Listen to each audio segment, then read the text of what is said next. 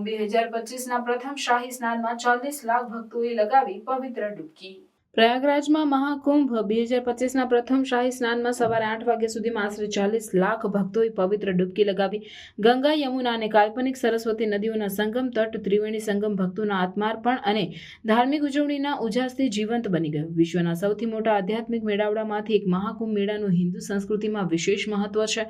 માન્યતા છે કે આ પવિત્ર સમયમાં ત્રિવેણી સંગમના જળમાં ડૂબકી લગાવવાથી પાપોને છોડવામાં આવે છે અને મોક્ષની પ્રાપ્તિ થાય છે। પ્રશાસન દ્વારા ભક્તો માટે વિશાળ વ્યવસ્થાઓ ગોઠવવામાં આવી હતી। સુરક્ષા માટે 20,000થી વધુ પોલીસ કર્મીઓને તૈનાત કરવામાં આવ્યા, જ્યારે તબીબી કેમ્પો, ખોઈ જનાર કેન્દ્રો અને સ્વચ્છતા સુવિધાઓ પૂરી પાડવામાં આવી હતી। આ પવિત્ર પ્રસંગે અનેક સાધુ સંતો અને ધર્મગુરુઓએ ભાગ લીધો હતો, જેની ઉપસ્થિતિએ ભક્તોને આધ્યાત્મિક પ્રેરણા પૂરી પાડી।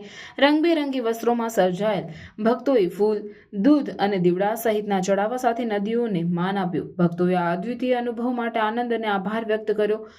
વારાણસીના એક ભક્તે કહ્યું કે આ જીવનમાં એકવાર આવતો અવકાશ છે જે પવિત્ર અનુભવોનો અનુભવ કરાવે છે અને અમારા પાપોને ધોઈ નાખે છે। મહાકુંભ 2025 અઠવાડિયા સુધી ચાલુ રહેશે, જેમાં અનેક શાહી સ્નાનની તારીખો પર કરોડો ભક્તો જોડાશે, જે ભારતની આધ્યાત્મિક પરંપરાઓ અને એકતામાં વૈવિધ્યને વધુ મજબૂત કરશે। ટીકર લાઇન ગુજરાતીમાં મહાકુંભ 2025ના પ્રથમ શાહી સ્નાનમાં 40 લાખ ભક્તોએ ત્રિવેણી સંગમમાં પવિત્ર ડૂબકી લગાવી ત્રિવેણી સંગમમાં ભક્તિભાવ સાથે મહાકુંભના પવિત્ર શાહી સ્નાનની ઉજવણી કરી।